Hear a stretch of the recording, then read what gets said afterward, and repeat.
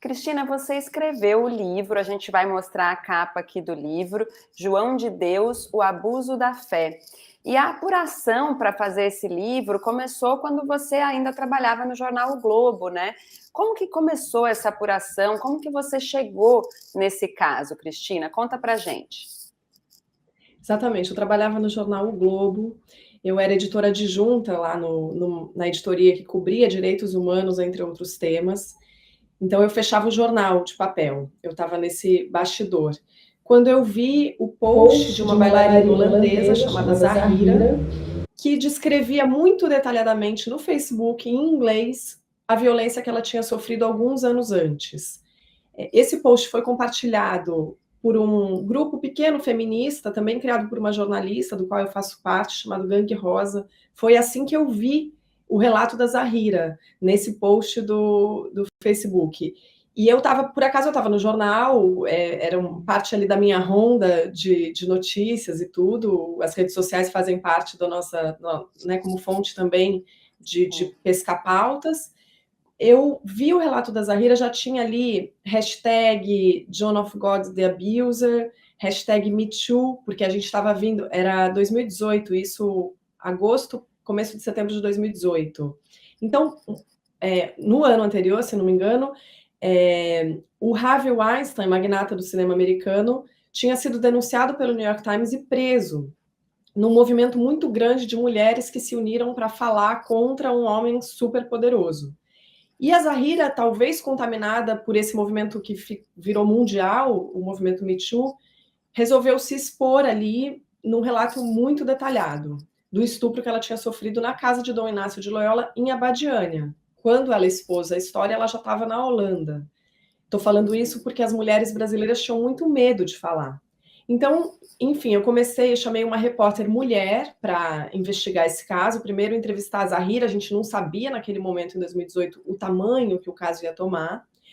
A Helena Borges, repórter, já tinha experiência em cobertura de abuso, é uma repórter, uma jornalista sensível, sabia da delicadeza que é você sentar com uma vítima de abuso sexual para fazê-la reviver aquele trauma, porque quando as pessoas contam, elas revivem, né, a memória toda traumática.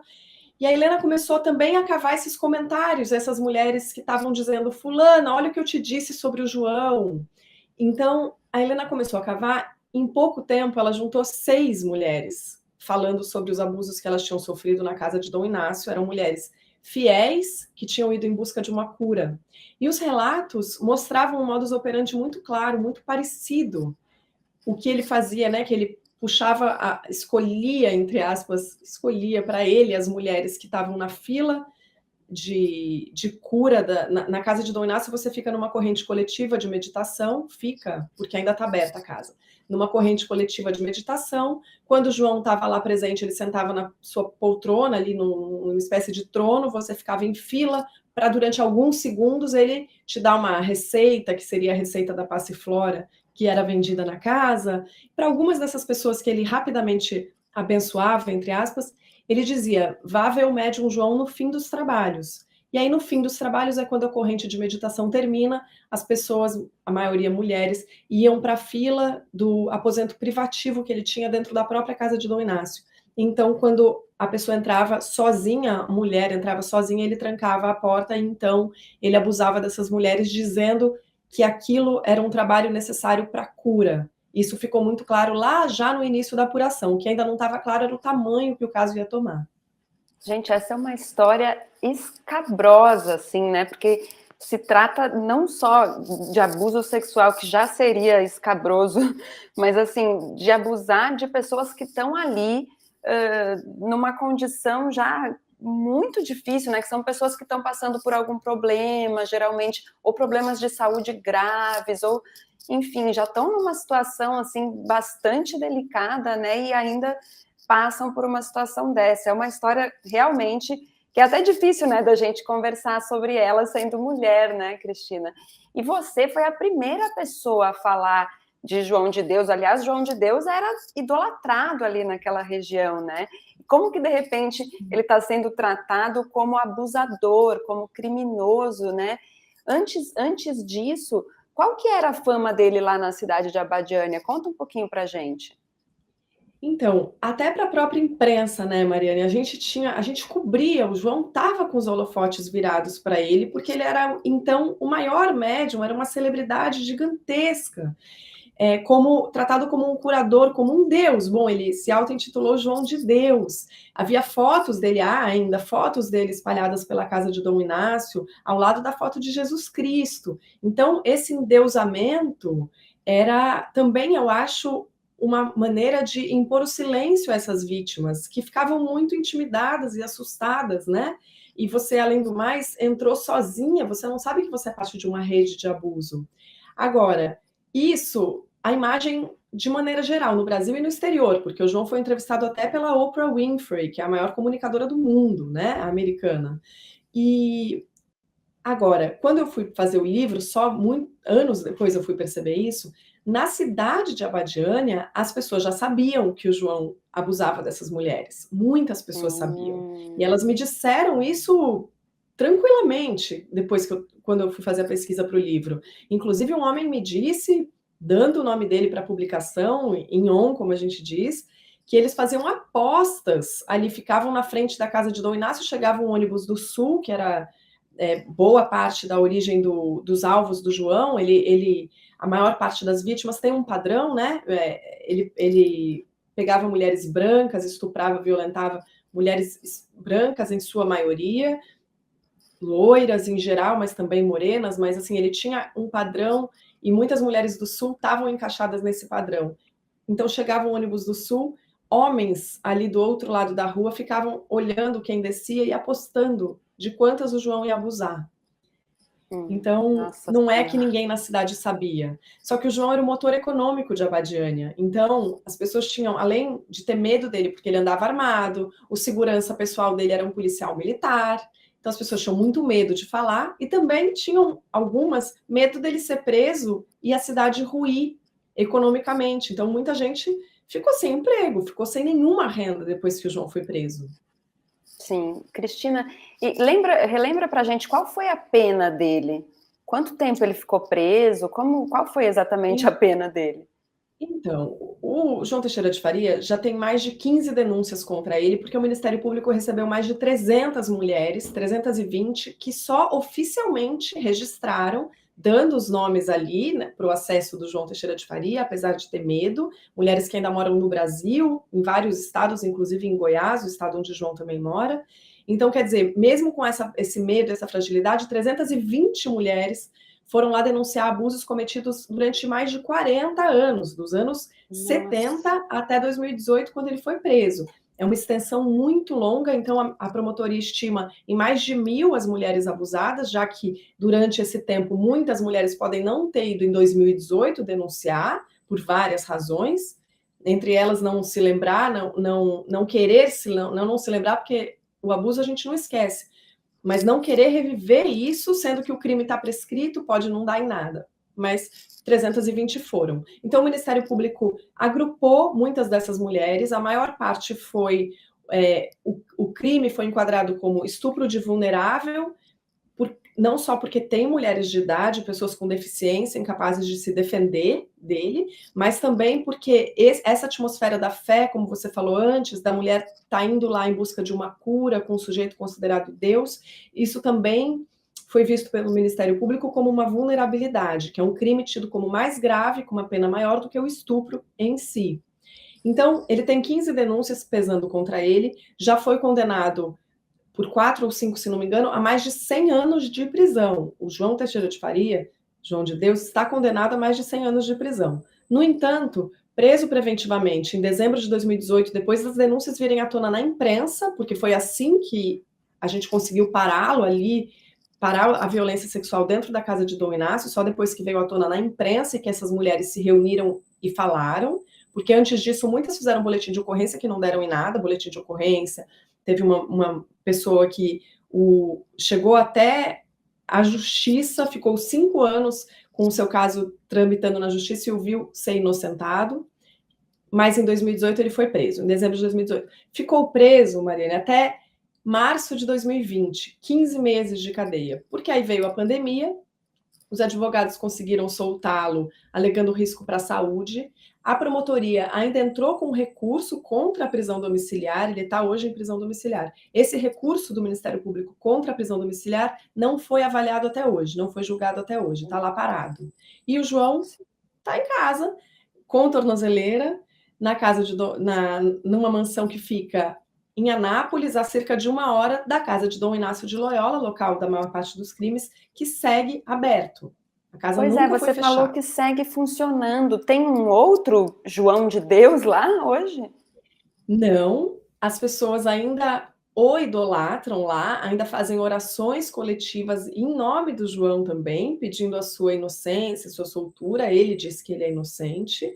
Agora, o que os médiums que ficam ali na casa dizem, não tem um médium centralizando essas curas, mas eles alegam que as energias e os espíritos estão ali independentemente da figura do João estar presente. Então tem gente sim que ainda vai lá na expectativa de uma cura. Mesmo sem figura, não tem uma figura incorporando essas curas. Entendi. E várias pessoas famosas, inclusive, iam lá para ser atendidas por ele, né? O ministro Barroso, ele te deu uma entrevista para o livro? Me conta essa história. Deu. O João, um grande fator de intimidação dessas vítimas eram os amigos famosos, poderosos. O João aprendeu muito cedo, ali nos anos 80, ele abriu a casa de Dom Inácio no final dos anos 70. Ele aprendeu muito cedo que ele precisava da proteção dos militares ali naquela época, da polícia, dos políticos, porque ele chegou a ser perseguido algumas vezes, especialmente antes, onde ele trabalhou em Goiânia, em Anápolis, por exercício ilegal da medicina e charlatanismo, que são crimes nos quais você pode enquadrar esse tipo de curas, né? Claro que a cura espiritual não é enquadrada nisso, mas o charlatanismo, quando você finge que você está curando, pode ser enquadrado. Ele percebeu que ele precisava dessa proteção desde cedo, e ele era muito eficaz nisso. Ele fazia amigos no poder. Os governadores de Goiás, uma das pessoas que me deram entrevista, foi o Marconi Perillo, governador de Goiás por 4 mandatos, porque teve um intervalo no meio. Ele foi 2 mandatos seguidos, saiu e voltou. Então, 16 anos no poder em Goiás, era muito amigo de João Teixeira, como o atual governador, o Ronaldo Caiado, também muito amigo de João. E ministros do Supremo Tribunal Federal, não era só o ministro Barroso, mas outros também. E o ministro Barroso foi várias vezes à Abadiânia, inclusive ele chegou a estar num palco, num aniversário. O João fazia grandes festas de aniversário no palco, no dia de São João, que não é o dia de nascimento dele, mas ele dizia que era. Então ele usava o dia de São João para fazer as festas, e o Barroso chegou a subir no palco para exaltá-lo, antes, claro, das acusações. Depois das acusações, eu pedi uma entrevista para o livro, porque como esse é um tema, né, é um tema muito forte. As mulheres sabiam que o João tinha esses amigos poderosos. Então, essa intimidação meio subliminar é um grande tema para o silenciamento das vítimas. Então, o ministro Barroso topou me dar uma entrevista, falou um pouquinho. O João já estava preso quando o ministro falou, mas não estava condenado ainda. E o ministro me disse: eu acho que essas vítimas que eventualmente foram abusadas merecem um julgamento justo e a reparação devida, mas eu também acredito que aqueles que foram curados pelo João de Deus devem a ele gratidão. Então, uma coisa meio em cima do mundo, digamos assim. Muita gente ainda acredita que ele possa ter poderes mediúnicos e de cura, mesmo sendo um estuprador em série. Sim. Eu vou ler alguns comentários aqui que a gente recebeu enquanto você estava falando. A Mila Montenegro disse: o problema é que eles convencem uma galera sem muita base, com teorias conspiratórias e pelo medo, igualzinho a alguns pastores mal intencionados. O João Borges perguntou como um cara desse fica impune por tanto tempo assim. Pois é a justiça aqui do Brasil, não é, Cristina? Isso que a gente... Só isso que dá para dizer, porque eu também não tenho uma resposta, assim, como que fica solto, né? Como que fica impune, né? É super complexo. Eu acho que tem, sim, a questão da justiça, porque boletins de ocorrência foram feitos e nunca viraram inquérito. Ele chegou aí um inquérito, porque o boletim de ocorrência foi feito em Minas Gerais. Esse inquérito voltou para o tribunal de Abadiânia ele foi inocentado, sim.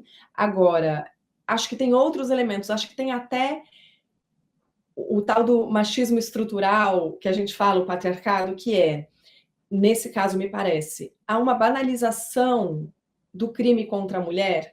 Havia uma ideia, talvez, de que o João tivesse o direito, entre aspas, de tão poderoso de usar aquelas mulheres fiéis que estavam em busca da cura dele como ele quisesse. Há também, acho que nessa coisa das pessoas em Abadiânia saberem e não falarem nada, uma certa desimportância desse crime, um olhar meio... Ah, ele está estuprando. Se ele A tivesse matando em normalização do série, absurdo, né? a normalização do absurdo e dos nossos corpos. Uma banalização dos nossos corpos, como se essa objetificação, eu costumo dizer, a objetificação que começa nessas piadinhas machistas, na postura machista diante da mulher, que vai acabar ali no sujeito que perde a posse da sua mulher e então a mata, que é o feminicídio, você ser morta pela condição de você ser mulher. Então, eu acho que tem esse véu em cima de tudo, né, em cima dessa rede de crimes do João, que é o véu da banalização da mulher, essa desimportância. Porque, claro, havia facilitadoras, inclusive mulheres, que levavam essas vítimas até ele ou que as viam saindo muito desesperadas do aposento privativo e nada faziam. Tem até nas próprias famílias das vítimas uma banalização, uma mulher, uma fiel que vai contar para a mãe. Isso é uma história real. Ela contou para a mãe que ela foi abusada e a mãe falou: calma, filha, eu vou te explicar o que aconteceu, e deu a ela um livro sobre o alinhamento dos chakras, tentando acreditar nesse endeusamento do João e que ele de fato estava fazendo algo para cura. Então, acho que tem esse aspecto da banalização da mulher e acho que tem o aspecto do poder, grande poder financeiro e também o fato de que João andava armado e a segurança dele era feita pela polícia militar. Acho que tudo isso contribui para muitos anos de silenciamento dessas mulheres e de impunidade do João Teixeira de Faria. É uma rede bem complexa que envolve a segurança feita pela polícia, os amigos no poder, a banalização dos corpos das mulheres e essa sensação de que ele podia fazer qualquer coisa com as que passassem por lá. Acho que é um caso que representa muito do Brasil, sabe? Em muitos aspectos.